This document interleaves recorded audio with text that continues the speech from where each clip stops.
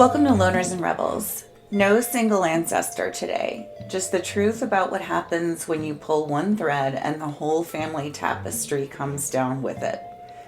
This is the reflection episode, the part where the research, the trauma, and the history all land in one place.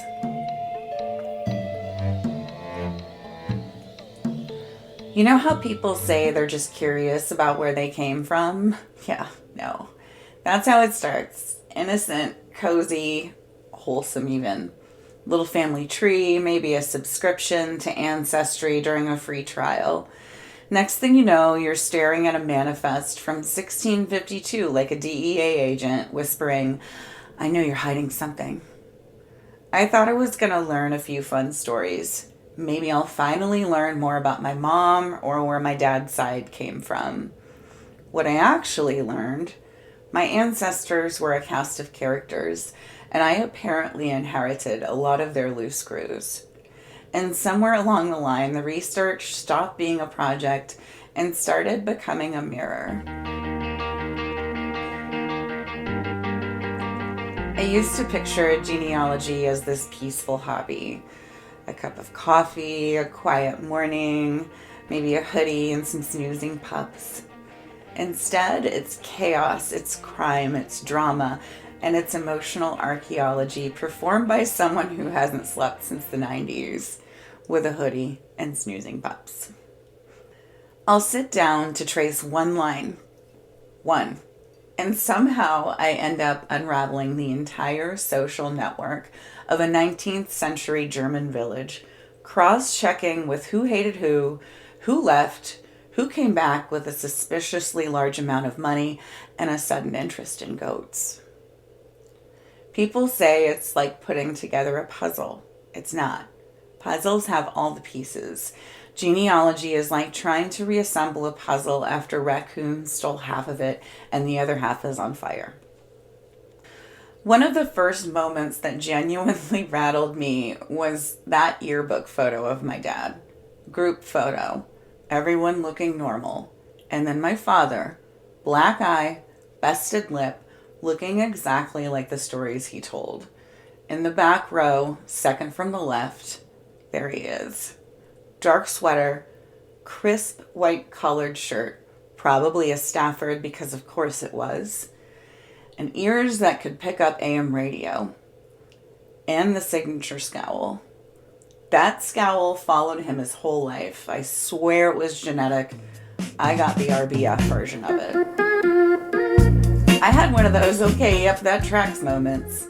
He always told stories about being the tough guy, and here he is, looking like he just fought a locker and lost. When I saw it, all I could think was, sure, Jan. And is that why he insisted I knew how to throw a punch at a young age? It's honestly one of the greatest gifts genealogy has given me. Proof that even the legends we grew up with were just kids once, trying way too hard. Except suddenly it wasn't a myth. It was visual evidence, a record, and instead of wow, tough guy, my brain went straight to who hit you and what wasn't said afterward. Because the picture wasn't badass. It was sad and strangely human.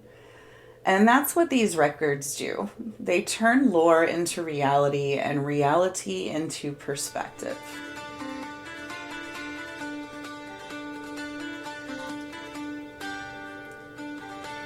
People always say researching family feels therapeutic. I agree. If therapy was a scavenger hunt designed by a drunk time traveler. There's no clear path, no order, no one telling you when you're about to unlock a trauma trap door on a Monday afternoon. But the therapeutic part is there. Sideways. You're not sitting in a chair talking about your feelings. You're excavating proof that the things you felt growing up didn't come from nowhere. The body keeps the score, sure, but so do the archives. Then there was my paternal grandfather, the one who was discharged, the one who came home from training camp in Missouri weighing 114 pounds. The one whose records were so heavily redacted, it felt like someone was trying to tuck the truth into a dark corner and hope no one ever dug it back up. When I found the part about his anxiety, it honestly shocked me, but in the best way, because suddenly things in my own childhood snapped into focus. I was a wildly anxious kid. Panic attacks, insomnia, stomach aches, intrusive thoughts, the whole buffet. And my dad had zero patience for it. He didn't understand it, didn't tolerate it, and it triggered something hot and immediate in him. He wasn't gentle. He was not helpful. He was overwhelmed and angry, and I paid the price for that. So finding out that his father had crippling anxiety too, it didn't excuse anything, but it explained a whole lot.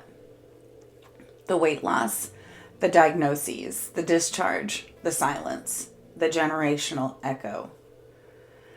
My grandfather was talked about like a ghost, a good man, a quiet man, a gone too soon man, who was the glue in the family.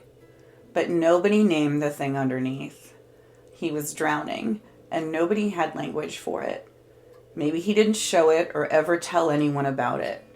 And that realization didn't break me. It actually relieved me. For the first time, I wasn't the origin point of the anxiety. I wasn't the defect. I wasn't the one who just needed to toughen up. It had roots, a lineage, something real, not imagined. And the only place that truth survived was in a stack of military paperwork and the clues sitting there in black and white, just waiting for someone to come looking. And then Hattie. The first time I saw her in the prison log, my breath stopped. There was something about her. The arrests, the labels, the way she was talked about, that hit close to home. Not because I've ever been arrested, though if you'd known me back in the day, you might have placed a bet, but because her coping mechanisms were familiar. Too familiar. Hers was the moment where genealogy flipped into generational trauma work. She wasn't a mystery to solve. She was a woman I understood without ever meeting. She was a reminder that the patterns don't start with us. We just feel them the loudest. And then there's my other grandfather, the one from Germany, the one tied to a history I wish I didn't have to claim.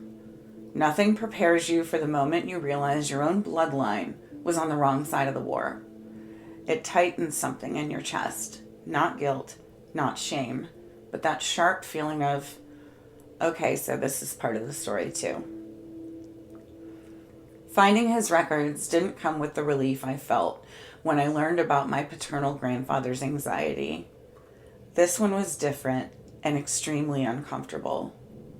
He wasn't talked about when I was growing up, just a shadow in the background of my mother's childhood. And when I finally pieced together what he believed, what he supported, what he did and didn't do, it was heavy. Not because I felt responsible for his choices. I'm not.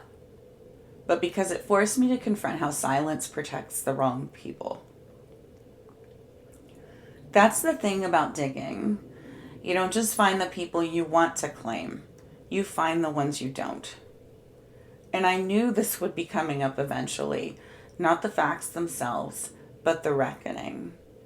The emotional recalibration of learning that the same woman who raised me with kindness and tenderness had a father who stood on the other side of humanity. It didn't make me love her less, but it did help me to understand her more. And it made me more committed than ever to tell the truth, even when it's uncomfortable, especially when it's uncomfortable. Because if I learned anything this season, it's that silence is the one inheritance I refuse to pass on. And then there's William Monroe, both of them actually. One thrown onto a ship as a prisoner of war, the other told Paul Revere to simmer down. Those two stories were the unexpected connective tissue, survival and defiance.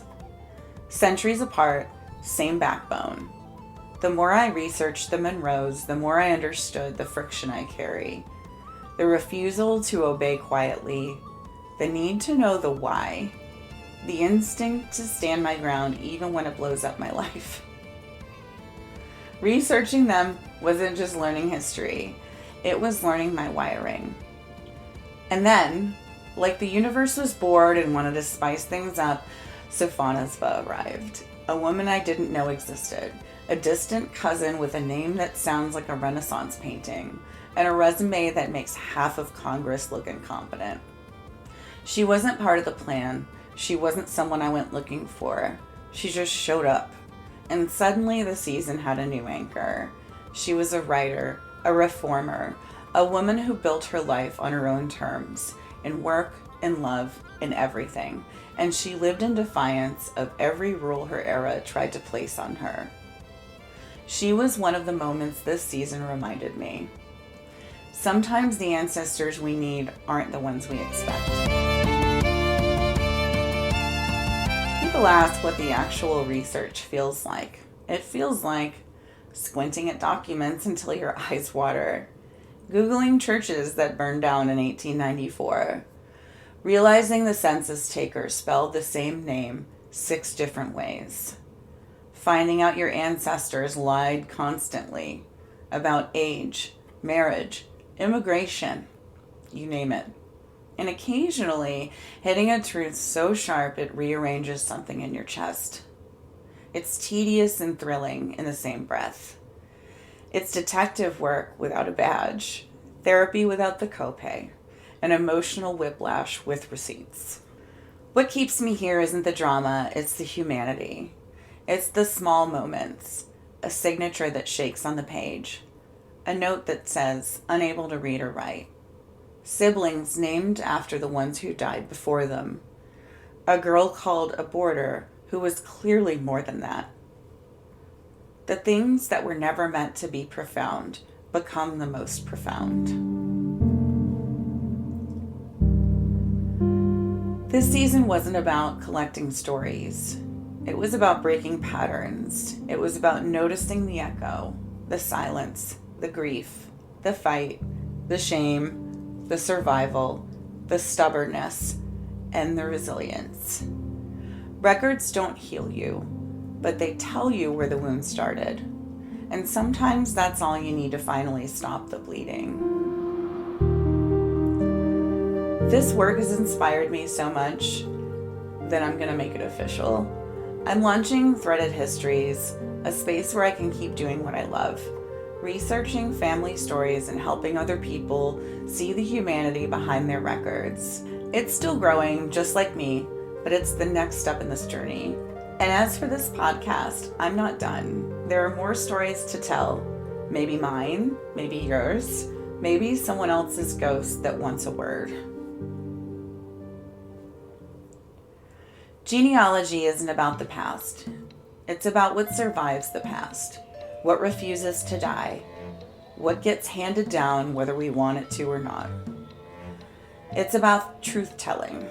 It's about reclaiming stories that were buried on purpose. It's about finally looking at the things our families trained us to ignore. We think we're finding ancestors, but really we're finding patterns. And then if we're brave, we break them. Thanks for listening to this season of Loners and Rebels. We've made it through the archives together, and somehow I came out on the other side feeling more human.